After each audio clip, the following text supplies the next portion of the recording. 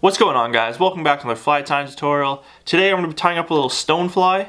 It's an awesome little steelhead stonefly. That's what I'm fishing for right now, so I've been tying a lot of nymphs and other types of egg patterns and worms and stuff like that for steelhead. So I'm going to get a fresh hook in the vise and we'll get going with this tutorial. So the hook we have in the vise right now is a TMCO. This is a TMC 5262. This is a streamer hook. I just like the streamer hooks because they have a little bit of a longer shank for these stoneflies. This is a size 6, and this bend right here, I did it myself. I just put it sideways in the vise and put a little bend into it. I just like doing that because it looks like a little bit more natural.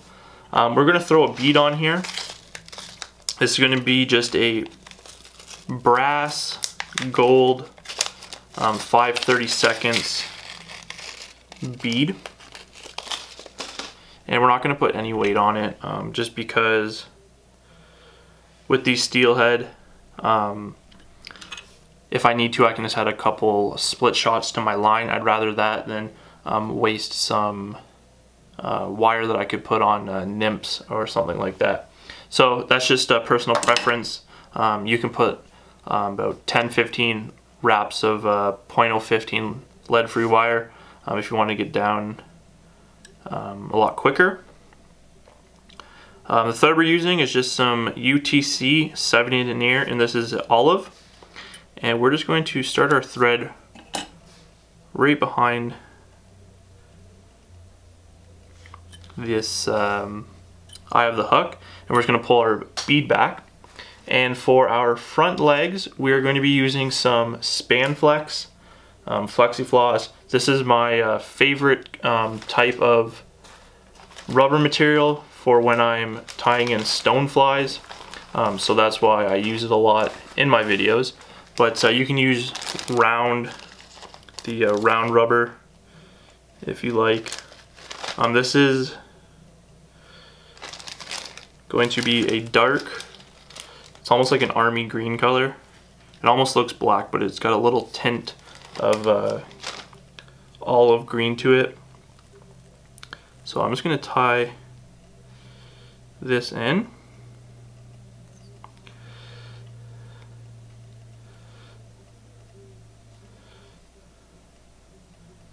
Just make sure that it's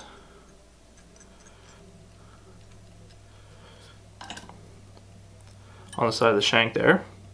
And with these, I actually like to tie them in one at a time. If you ever use this stuff, it kind of has a natural curve to it. And I like to kind of splay them away from each other. So that's why I like tying them in one at a time, just so I have more control on how it sits on the hook shank.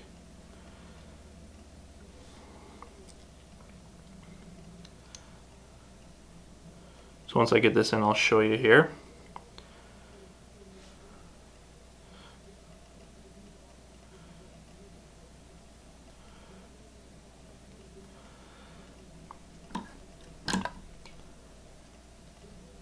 Make sure that's nice and tight. Cut that out, and you can see there how they kind of splay away from each other.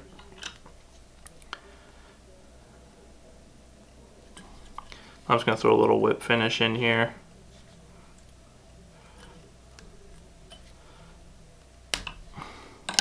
Then we can pull our bead up. Just like so. So I'm just going to start this thread back again, bring it down the body to about the barb, and this is where we're going to tie in our rear legs, and we're just going to use the same color. It's the dark green or dark olive.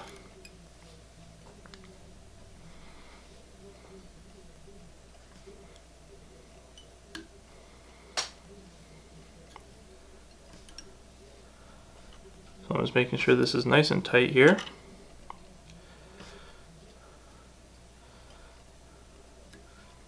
What I'm actually going to do is bring my thread, kind of open spiral. I'm going to bring this up the body with my material. Then I'm going to fold it over the top of the shank. Then just pull it tight and bind all this down and bring it down to the other piece. Just like so. So I'm just going to try to fill this little hole in here.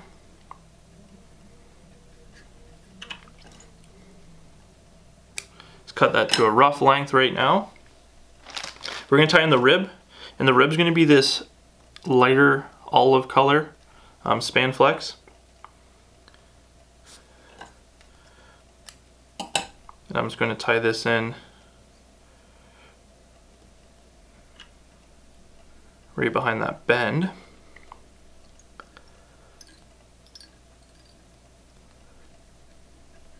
Bring that back up. Cut this out. Now for our body, it's going to be a dubbed body, and we're going to use some rabbit, and this is just an olive blend. It's kind of got some guard hairs.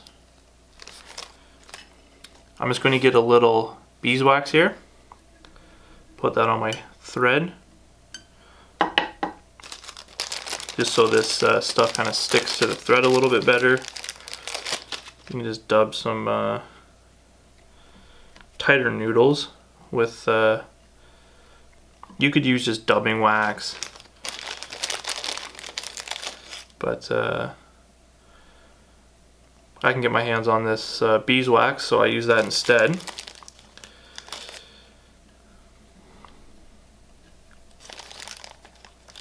So I'm just going to dub a little noodle here, start making a tapered body.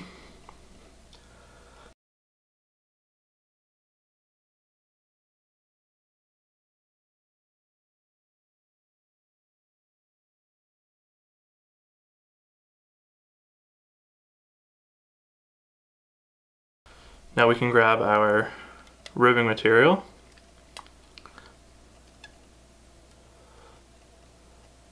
Bring that up. Tie it off nice and tight. As you can see, it put some pretty good segmentation in there. You could even use Flashabou if you have some Flashabou, like an olive Flashabou. Probably look pretty cool. But I just like kind of the natural colors.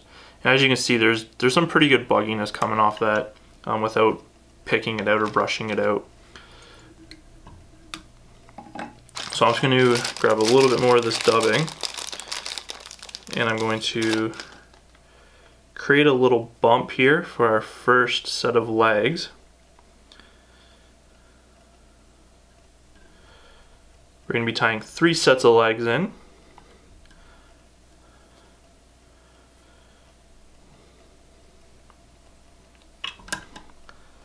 So right now I'm kind of just building up a little bump.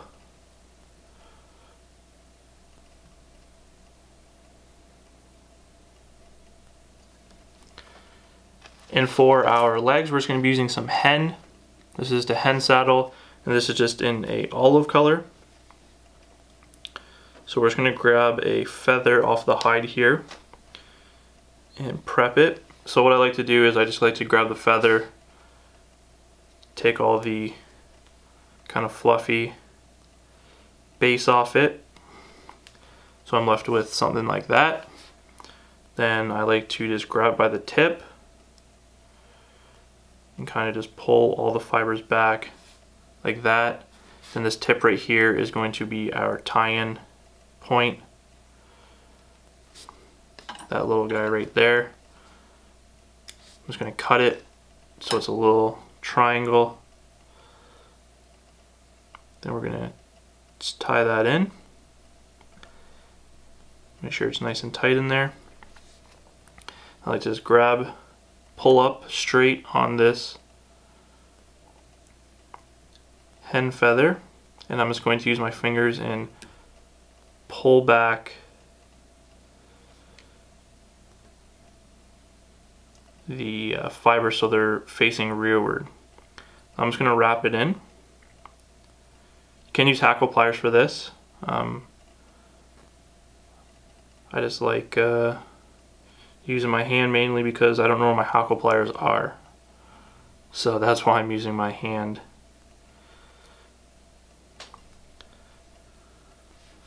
So once that's tied in there, you can grab that stem, tie that stem down nice and tight.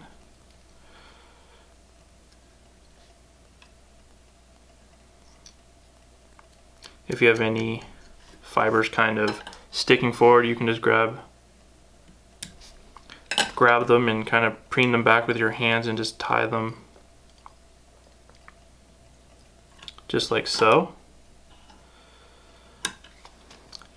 Now we're going to make another thread bump here.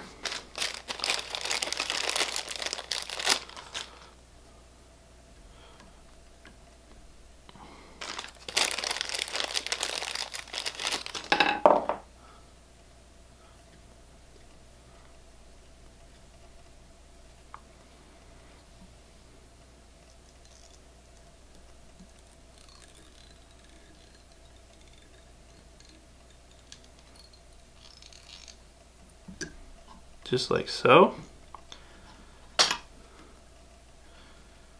And ideally you kind of want to keep these separated off the top because I am going to be putting a wing case, a UV wing case in here, so it's just a little pre-thinking ahead so I don't have to cut any fibers out. Kind of just keep them parted. It's a lot easier. And it looks a lot better than trying to have to cut out some fibers on the top before you lay your wing case. Just gonna throw this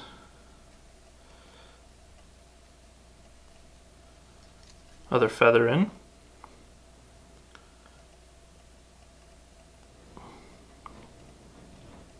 So we're just doing the same thing.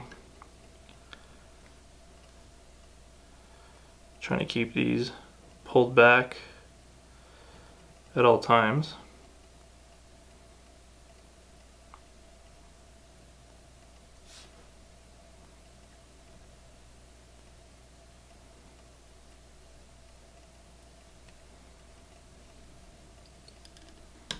Tie that off.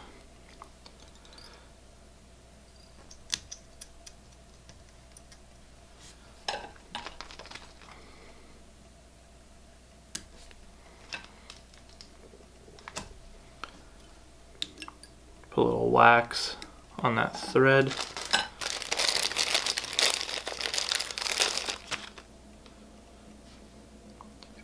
Dub this last little thing, then we're going to put in one more set of legs here.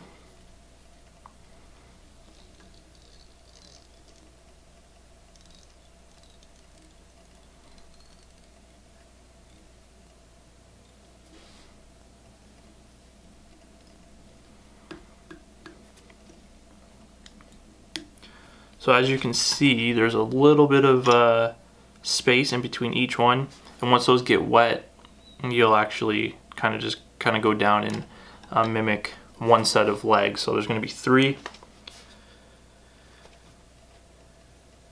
I'm just going to pluck one more feather here.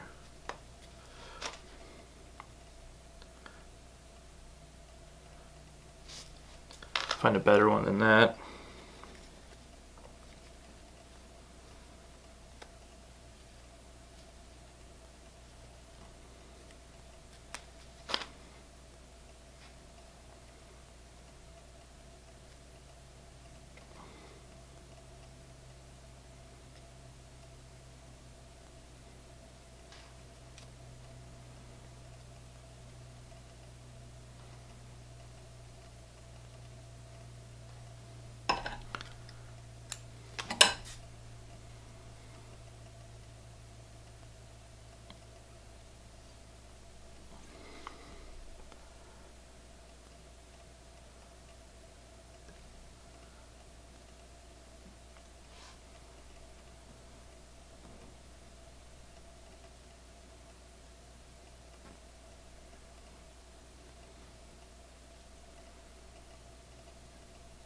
So you can also tie this with Hungarian partridge if you're into that.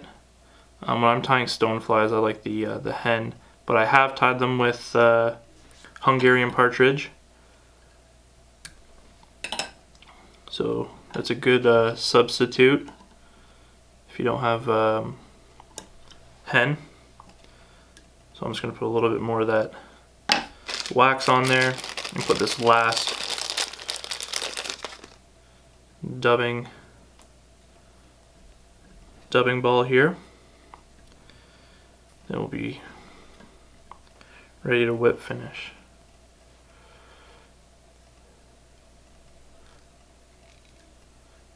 So ideally you want to keep this body kind of all one size. So you don't want to like overdub, put these too big or too small. Ideally you want it to kind of blend together. So I'm just going to throw a little whip finish in there, cut my thread out. Now I'm just going to get my finger and start kind of pulling this down to the side there. So as you can see, I got three little clumps. So I'm kind of just putting that down on each side, just so I have a nice little flat spot to put some of this Loon Outdoors UV clear fly finish. And this is the thick. So I'm just going to put a little dab on here.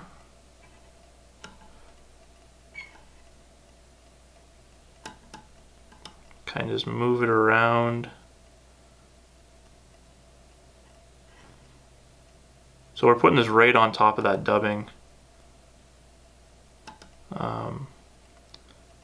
No thin skin or anything like that.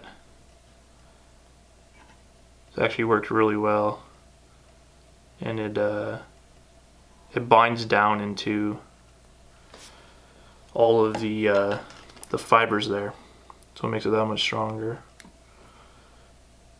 Sometimes it is tricky to get it, but I'm just going to hit that with the light. Then I'm going to come in with a little bit of fluorescing flow and just hit that.